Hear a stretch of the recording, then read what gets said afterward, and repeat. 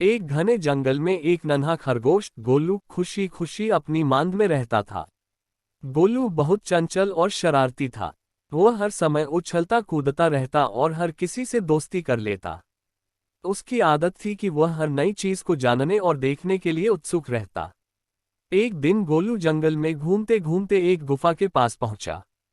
गुफा के अंदर से एक अजीब सी आवाज आ रही थी। गोलू ने गुफा में झांका और देखा कि एक बुजुर्ग उल्लू ध्यान में बैठा है और उसके आसपास सुनहरे चमकीले पंख बिखरे पड़े हैं।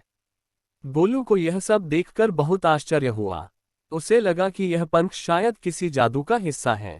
ये क्या कर रही हूँ उल्लू चाचा? उल्लू ने अपनी आंखें खोली और गोलू को देखा।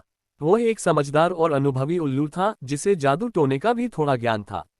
उसने गोलू को समझाया, यह सुनहरे पंख बहुत खास है। हर पंख के पास अपनी एक शक्ति है, लेकिन यह शक्तियां केवल उन लोगों के काम आती हैं जिनका दिल साफ हो। तुम बहुत मासूम हो गोलू, इसलिए मैं तुम्हें यह पंख देने के बारे में सोच सकता हूँ। लेकिन एक शर्त है, तुम इन पंखों का प्रयोग केवल अच्छाई के लिए करोगे। गोलू ने उल्लू की बात मान ली और खुशी खुशी पंख लेकर अपनी मांद में आ गया। कुछ दिन उसने इन पंखों का अच्छा उपयोग किया। जब भी किसी को कोई समस्या होती, वह पंखों की शक्ति से उनकी मदद करता।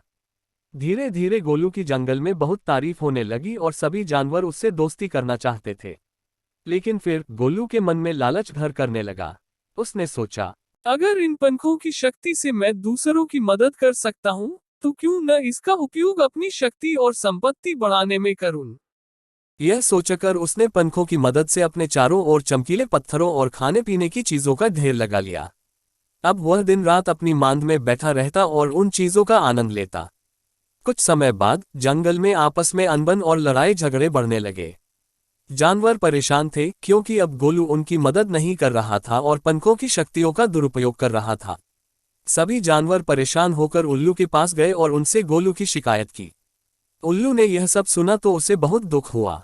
उसने गोलू को समझाने की ठानी। जब वह गोलू के पास पहुंचा तो गोलू ने उसे देखते ही कहा, उल्लू चाचा, अब मैं इन पंखों का असली मालिक हूँ और मैं इन्हें कभी लौटाऊंगा नहीं। उल्लू ने शांत स्वभाव से कहा, गोलू, इन पंखों का दुरुपयोग मत करो, वरना इसका अंजाम अच्छा नहीं होगा। लेकिन गोलू को अब केवल अपने लिए ही सोचने की आदत हो गई थी। उसने उल्लू की बात अनसुनी कर दी। अगले ही दिन अचानक गोलू की मांद में रखे सारे चमकीले पत्थर और खाद्य सामग्री गायब हो गए। गोलू ने पंखों की शक्तियों को वापस बुलाना चाहा, लेकिन पंखों की सारी शक्तियां खत्म हो चुकी थीं। पंख अब केवल साधारण पंख रह गए थे। गोलू समझ गया कि यह सब उसके लालच और स्वार्थ का परिणाम था। उसने उदास होकर उल्लू से माफी मांगी। उल्लू ने उसे माफ कर दिया, लेकिन उसे यह भी समझा दिया कि किसी भी जादू की शक्ति का सही उपयोग ही सबसे बड़ा वरदान है। गोलू ने इस बात को दिल से समझा और वह फिर से जंगल में एक साधारण जीवन जीने लगा।